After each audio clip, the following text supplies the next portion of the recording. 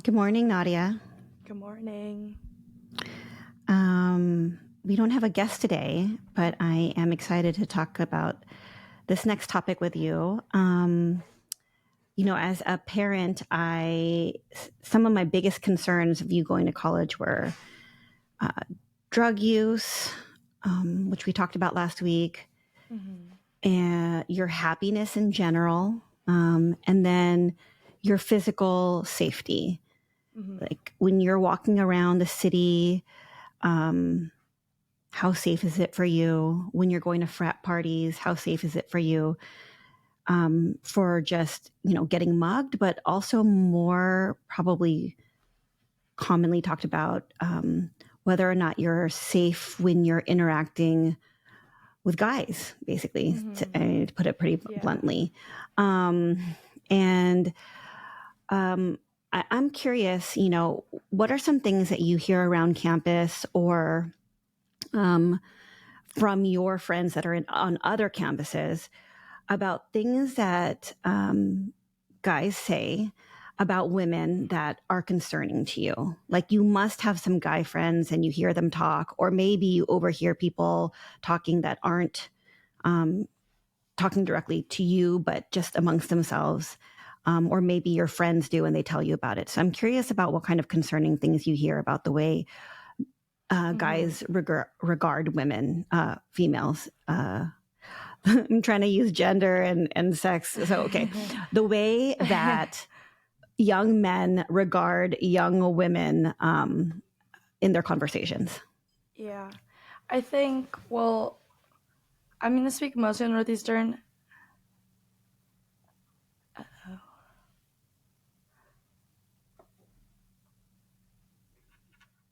You okay? My computer is it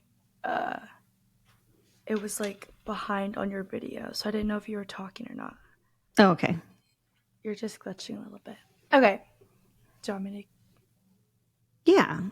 Do we want to start from the beginning? Do we want to start from the beginning again? Okay. It's fine. It's fine. Okay. But so for Northeastern, I know this is not just a Northeastern thing. This happens in a lot of campuses, but I think I mostly hear. I don't necessarily this isn't necessarily a topic of conversation. Usually with my friends that go to other schools, but frats and frat guys the guys that are in the frats are not generally considered the most respectful human beings. And that doesn't go for every all of them. Obviously there are guys in the frats that are just there to have fun and not your stereotypical frat guy that's very disrespectful. But I think recently it's been kind of, I guess the right word would be exposed, just how much, not how, I guess how much, and just to what extent these frat guys talk about girls when when they either they feel like they're by themselves or in their own homes. Um, just not only objectifying them and sexualizing them, but talking about them in a way that makes it feel like they're guys are just in control of they're gonna go for the girls that they think are drunk and more willing to go home with them, which is putting the girls' safety at risk. Especially this I've heard this recently, in the campus bars. There's not that many, but I mean, for college kids, there's not that many bars to go to. Obviously, I'm in Boston, so you know there's bars all over the city. But the campus bar, or I guess it's not associated with Northeastern, but I've heard guys wanting to go there specifically so they could find a girl that's drunk enough. I don't know. It's honestly really sickening and just disgusting. I feel like it's hard. This has come out recently too, on campus, and it's hard to want to be able to go out and have fun, but then also have to worry about the safety, and also whether or not the guy you're talking to maybe like has the right intentions. And then also like your guy friends, like do they talk about me in that way? Like is that how all guys talk? Is that how, all guys like want to interact with girls? But I don't know. Okay, I had like so many, I was like trying really hard to just listen to what you had to say because I had so many questions along the way. But okay, my first question was like, you talk about it as if it's frat guys, you know? Yeah. And do you think that being in a frat, um, kind of lends itself to developing disrespectful views of women, or leads guys to say, to feel like it's normal to talk about women disrespectfully. Um, and I'm sure that you can think back to your high school friends. Some of them are in frats. Some of our neighbors Hmm. here, are kids that you've known for, since you were little. They're in Right. frats. And, you don't want to think about them talking about women and young women in that way. Right. But um, do you think like, why do you say it's a frat thing? Like what kind of environment do you imagine as a woman that's not in a frat is happening that kind of lends itself to that type of talk? I don't know. I guess like now that you bring it up, it's kind of like maybe like an excuse that people give them, like because they're in a frat, like of course they're going to talk like about girls like that, or which I guess is, I don't know where that comes from and what that says about like our society right now, but I think that obviously not all guys are like that, and I think that being in a frat environment probably does probably make it more normalized. If I don't know. Maybe because you're living a bunch around a lot of Yeah. other guys without a lot of other women there being able to kind of interject their opinions or Right. humanize women so that, they realize like, oh yeah, like we shouldn't be talking about my really good Right. friend slash roommate in that way. Right. I think, I don't know. Obviously, this is not just like a frat guy thing. Like this is, A guy thing. just a guy thing in general. Just terrible, and it like, I don't know. I always feel like, or now I feel a little bit like on edge about it, because um about the situations in general, because me also, like, I'm overthinking and I always want to know what like the person I'm talking to is thinking, whether that's like a close friend or not a close friend, and like to not be able to control somebody else's like thoughts about me is honestly really scary, and can also affect like my safety and in situations that I might not be in like total control. But Okay, this is going to be like a really this will be like a triggering comment, but I just want to put it out there. Like, what if they just said, "Well, then just don't drink so much," and then you're not going to be put yourself in that situation? yeah, I feel like honestly that is a valid solution, but the guys in the first, I feel like it goes both ways, like I'm going to get canceled for that comment. I don't you really mean always to, try. I always play devil's advocate like that. I don't, Yeah. to all the women that are out there, I don't actually feel that way. I mean, yeah, men should be responsible for their actions. But I I just don't wanted to put it know. out there as like another thought. Like, what if you don't I drink that think, much and then you're not in that situation? yeah. I don't know. It's hard because like I feel like I could think about that and say, yeah, like maybe like if I don't drink as much, then like I'll be in more control, and I'll be obviously more aware of what's going on around me and like other people's intentions. Um but like I don't know. Guys are going to do it, like in my head guys are going to do it regardless of how like much you've drank. I don't know. You can be taken advantage of in any Totally. situation. You could be totally sober and like still, unfortunately have be put in that position and not like and still feel out of control. I don't know. It's just such a What are hard some things that situation. what are some things that you hear? Have you heard guys talk in that way, that like kind of just like by the way they talk, you can tell that their attitude is such that it their interactions with women might put women in like in an unsafe situation?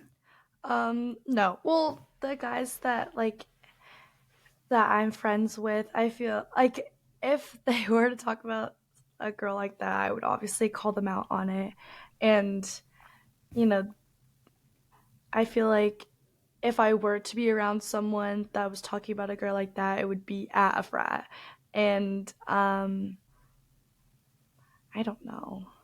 Like if one of my friends talked about someone like that, I wouldn't just let it slide. Like that's, you know, people need to be held accountable.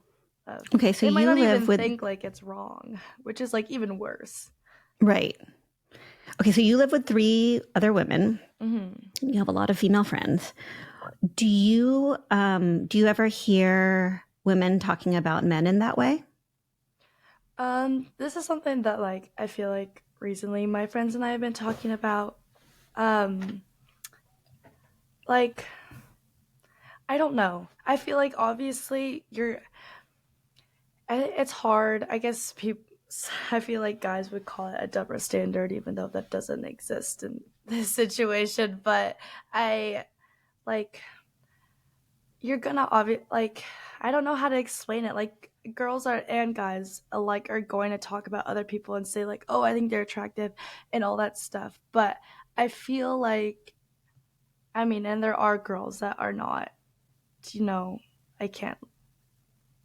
I don't stand for their actions, but like, I feel like guys take it as like a taking it as like objectifying them and like they're not they treat it as if they're not like a real person, like they feel like in whatever situation they're going to be in, they're going to be in total control. And I feel like in on the other side of like girls talking about like guys they find attractive and all that stuff, like in most cases it's not to the same extent. I don't know. I Where don't they're know if gonna like that's they're talking like about taking advantage of them, or right. like waiting till they're drunk enough to like take advantage of Exactly. them. Exactly. I don't know.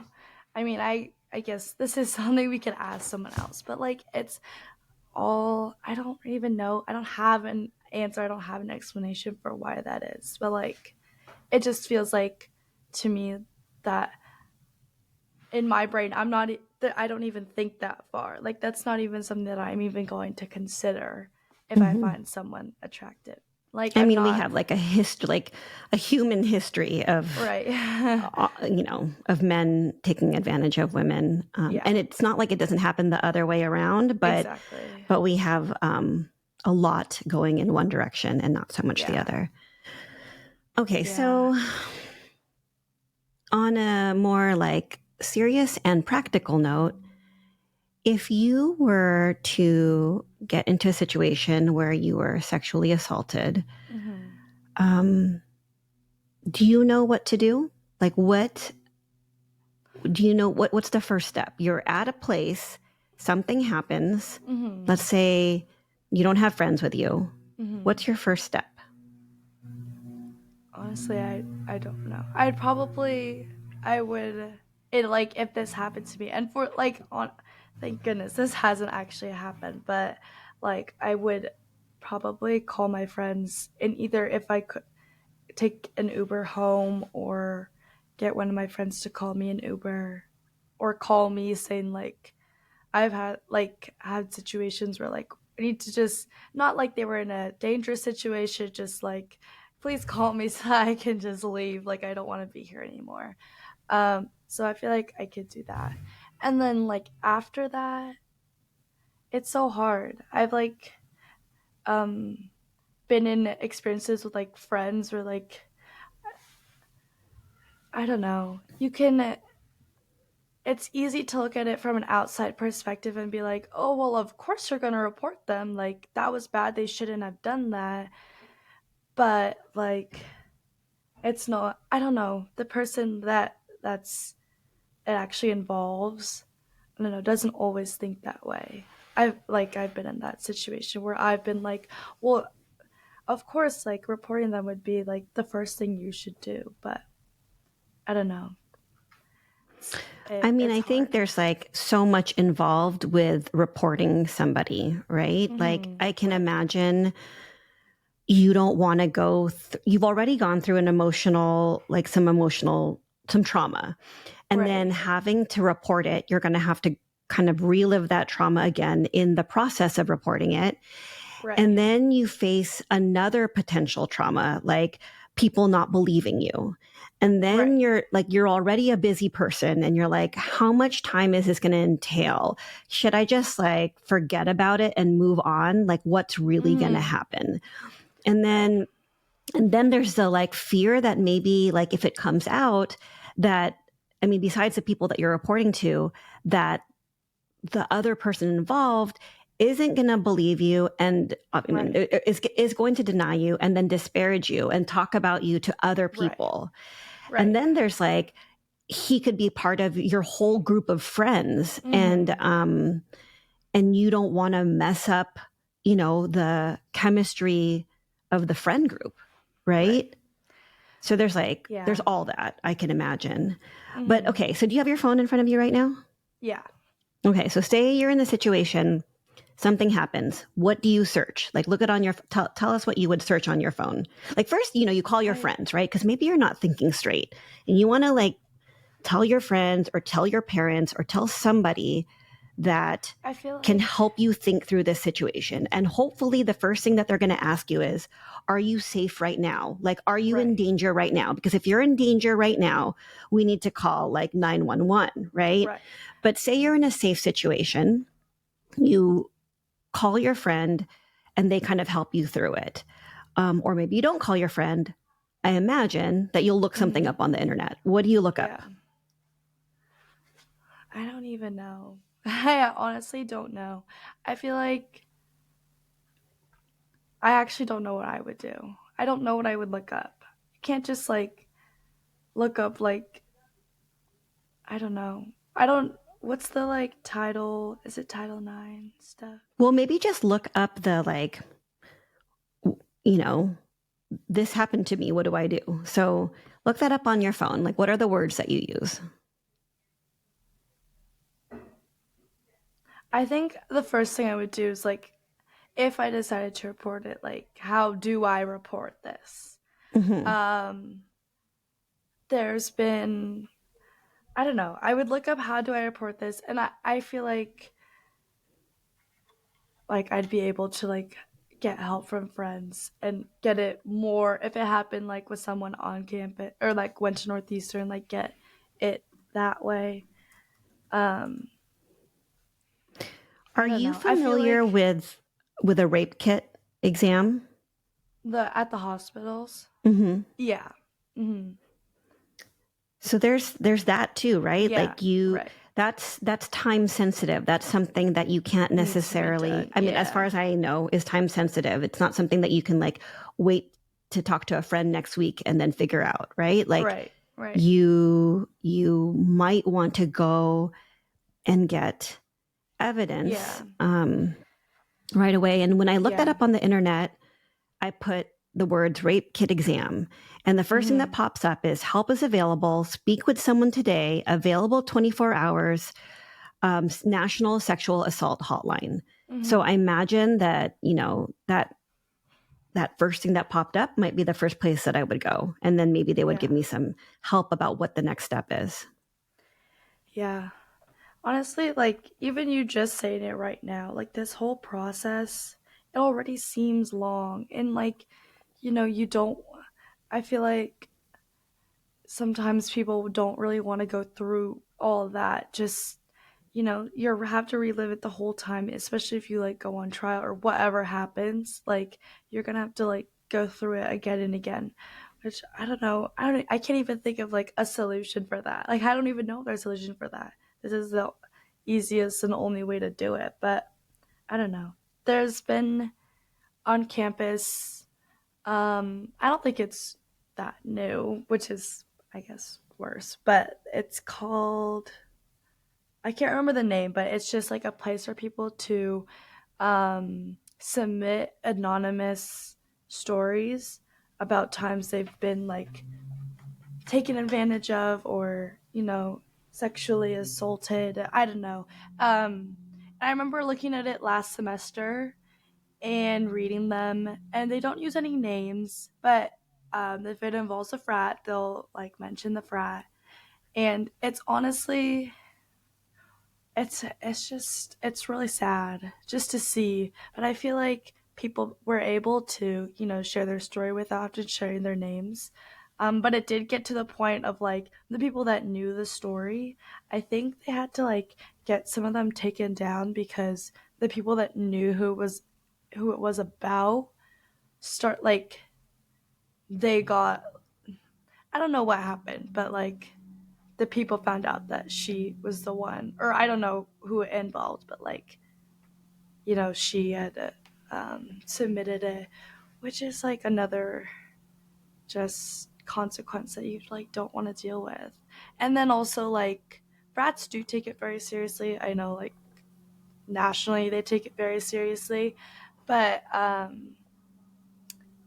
they do the frats do a good job of like, there's this random like, it's silly, it's like it's called side chat, it's just random silly like anonymous thing where you could post like you could go on like your schools, and you know like people will post random things that like are related to Northeastern, and if things like this start popping up on the side chat, like frats will go through and like report them, so like they'll be taken off of the feed and people won't be able to see them.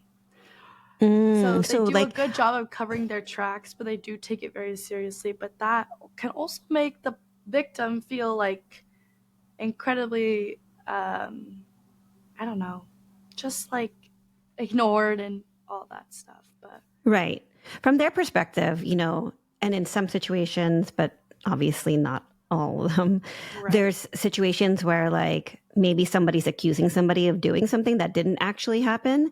And yeah, and they so want to like cover before they really know. bef- I don't yeah, know. before their It's reputation's ruined for it's doing something that they didn't actually do, right? yeah, but it's hard though because you always like want to um, trust the victim of it, and Right. it's Because no hard one's when like wanting to like go through all that and report all that and admit about something like that happening to them, right, typically, unless it actually did happen. yeah, Yeah. So, okay. So, yeah. So I don't know if you have a friend that has gone through this, but being that I work a lot with young women in my practice, I have heard it from the other side, mm-hmm.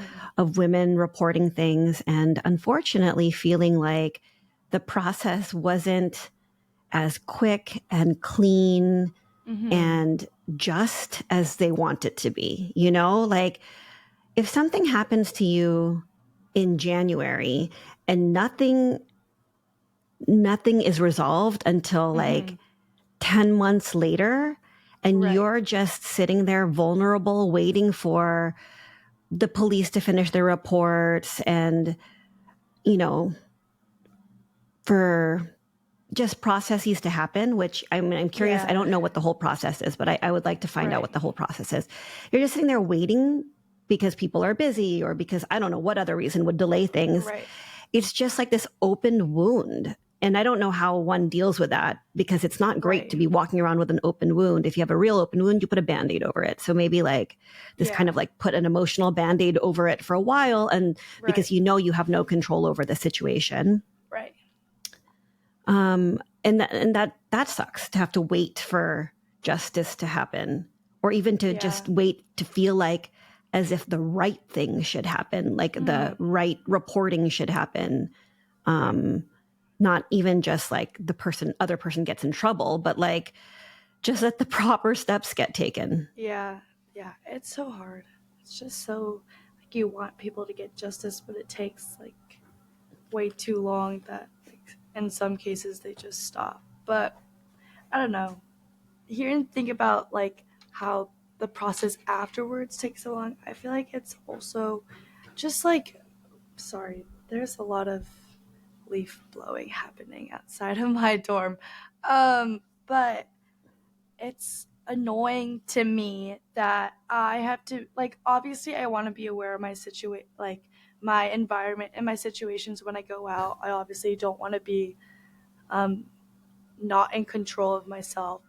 Um but it's annoying to me that I have to be even more hyper aware of guys' intentions towards me when in reality, like, they should just not want to do that and not do it in the first place. And I'll like it's even more annoying that it like feels like there's no solution to it. Which obviously there's a solution. The solution is like Just stop. I don't just stop. Like it's not I don't understand how like it's really just not that hard to like want to be like just a respectful person, or even to like, ask for consent, or also not want to engage with a girl that has had too much to drink that night. It's just like the whole situation's just really annoying from a girl's perspective, and I feel like unless it's the other way around, the guys just like get out without facing any of the consequences. Like, oh, like maybe they'll get kicked out of their frat, or like they'll lose some friends, but like they're able to just go on with their lives, and like their new friends don't need to know that that happened, that they did that, or that, like, I don't know. It's just really annoying. So we're going into the weekend. I don't know. Well, you do have finals right now, but I'm just wondering, does it affect your desire to go out and like, I don't know, go to frat parties, go out with friends? Or do you just like keep in mind and move on? This is the way the world is. Like, how does it affect your daily or your weekend life? I feel like I want to still be able to go out and have fun and not let these people, the actions of like certain terrible guys or like things that they said like affect my fun weekend. I don't know. But I also like don't want to like be the type of person to just forget about it and like let it pass, because there are like serious things can come out of it. And I think that at some point I need to stop going to frats. And I think it's also that type of thing of like, now I know that I don't really want to go to this frat anymore, or like interact with people in that frat because of whatever. They're breeding a culture in that environment that is not favorable. And then, but I guess I don't know if it's hypocritical, but like just for me to be like, okay, so I'm not gonna go to this one, but I'm gonna go to that one, even though that one also probably has like a whole bunch of other like things that are not being reported or not being like, I guess, advertised. I don't know. It's also everywhere.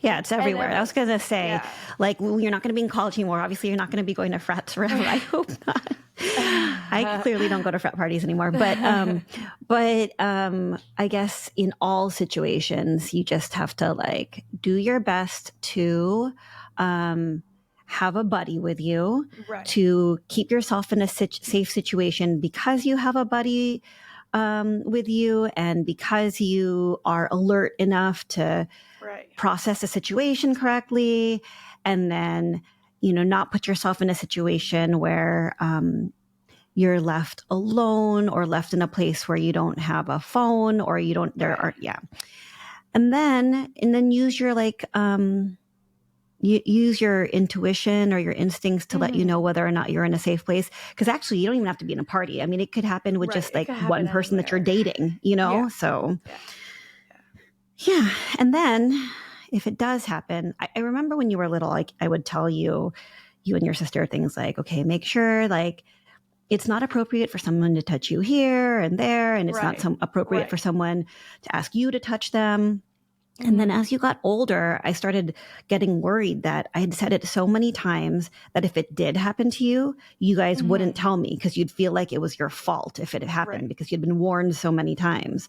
So I guess the next step is, if it does happen, to take the steps that you need to make sure that you're safe. And I mean, it's unfortunately now, like, I hate to say this, but it's now your responsibility to make sure that it doesn't happen to somebody else. I mean, I think that's the other burden. It's like, oh, Yeah. now I have to report this so this person gets in trouble so that it doesn't happen to somebody else.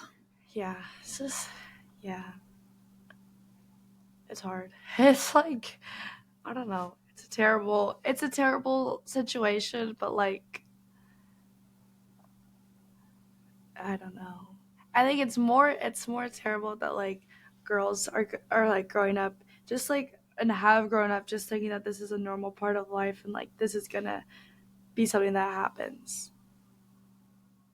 Yeah. Yeah. Well, you have I a mean, there lot are a lot of of good parts of being a girl in and right. woman And in you have a lot of society, men but in your life that are nice, decent men. yeah, so they're out there somewhere.